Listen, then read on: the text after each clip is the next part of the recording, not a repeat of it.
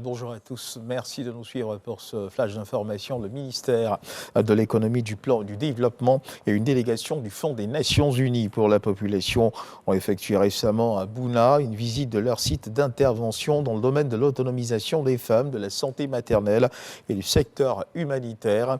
D'autant que ces institutions veulent dresser le bilan et évaluer l'impact de leur réalisation sur la population de la région du Bounakani. Nous y reviendrons assurément dans nos prochaines éditions. Sachez également que le gouvernement ivoirien s'emploie à professionnaliser le secteur du transport routier en première ligne. Les jeunes qui en sont les bénéficiaires, issus de 6 communes d'Abidjan de l'intérieur du pays, ils viennent de recevoir 60 nouveaux taxis. Les véhicules ont été réceptionnés par les maires qui se sont engagés à faire un suivi pour une bonne gestion de ces acquisitions.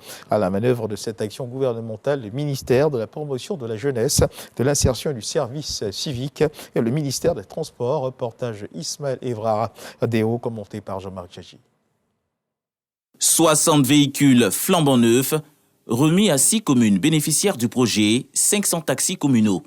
Un programme qui répond à la politique de renouvellement du parc automobile de la Côte d'Ivoire. Les différents maires reçoivent les clés des mains des ministres Mamadou Touré et Amadou Koné. Ils se réjouissent d'être éligibles à cette action gouvernementale au profit de la jeunesse et entendent assurer le suivi. La ville de Grand-Bassam est une vitrine pour la Côte d'Ivoire. Nous recevons de nombreux visiteurs internationaux chaque fin de semaine.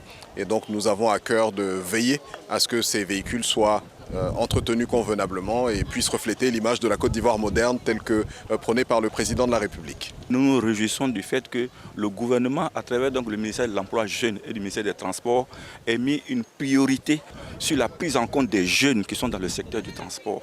Toutes choses qui répondent à nos aspirations et qui font aujourd'hui que nous pouvons croire à un avenir meilleur de notre profession. Piloté par l'Agence Emploi Jeunes et le Fonds de développement du transport routier, ce geste vise à assainir le secteur et améliorer les conditions de travail des conducteurs. Nous sommes en train de travailler en lien avec tous les ministères sectoriels.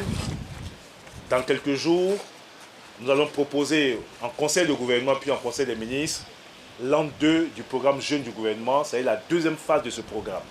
Nous ferons en sorte que d'autres jeunes, des centaines d'autres jeunes, des milliers d'autres jeunes puissent bénéficier donc de ce projet. Ces véhicules qui sont mis à disposition sont des véhicules que vous allez utiliser certainement pendant 1 an et 1 an et demi sans aller au garage parce que ce sont des véhicules neufs. Ce sont des véhicules qui vous permettront de faire de l'épargne, de faire des économies. Nous allons, Monsieur le ministre, en ce qui concerne les gestionnaires, avec le directeur général de l'OSER, procéder à une formation des gestionnaires de ces véhicules pour que ces véhicules-là soient entretenus et qu'ils puissent profiter donc, de ces véhicules qui sont mis à leur disposition pour ne pas que dans 3 ans, on les retrouve à nouveau à la rue. Cette action s'inscrit dans le cadre du programme Jeunesse Gouvernement 2023-2025. 1000 jeunes seront insérés dans le secteur des transports en mettant à leur disposition 500 taxis communaux. En marge de ces remises, 125 permis de conduire ont été remis.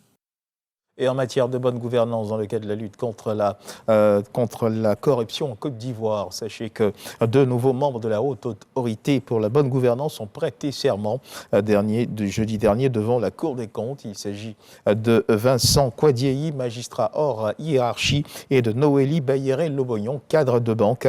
Ils intègrent ainsi cette institution pour tenter de réduire la corruption en Côte d'Ivoire. Nous y reviendrons assurément dans nos prochaines éditions. Sachez également que dans l'actualité internationale du côté du Sénégal, la Cour constitutionnelle a confirmé hier dans la soirée la victoire de Bassirou Diomaye Faye à la présidentielle du 24 mars dernier. Le Conseil constitutionnel a proclamé l'élection de Bassirou Diomaye Faye à la présidence avec 54,28% des voix. La prise de fonction du nouveau président du Sénégal, Bassirou Diomaye Faye, peut donc se faire, notant que la fin du mandat du chef de l'État sortant, Macky Sall, est pour le 2 avril. Jeudi dernier, Macky Sall et Bassirou Diomaye Faye se sont vus au palais présidentiel en présence également d'Ousmane Sonko. Toujours dans l'actualité internationale du côté de la Turquie, on votera dimanche pour les élections municipales à Istanbul. Le président Recep Tayyip Erdogan a concentré les efforts de l'AKP, son parti, sur la reconquête de la ville d'Istanbul aux mains de l'opposition depuis 2019. Face à eux, le maire sortant, Ekrem İmamoğlu, qui reste très populaire. Le maire sortant, Ekrem İmamoğlu, du Parti socialiste démocrate du CHP, est au coude à coude, selon les sondeurs, avec le candidat du parti présidentiel. Et on termine ce tour de l'actualité internationale avec cette célébration de la fête de Pâques. La communauté chrétienne de Gaza s'apprête à fêter la Pâques catholique dans un climat de désespoir. Bombardements et famine continuent d'alimenter leur quotidien.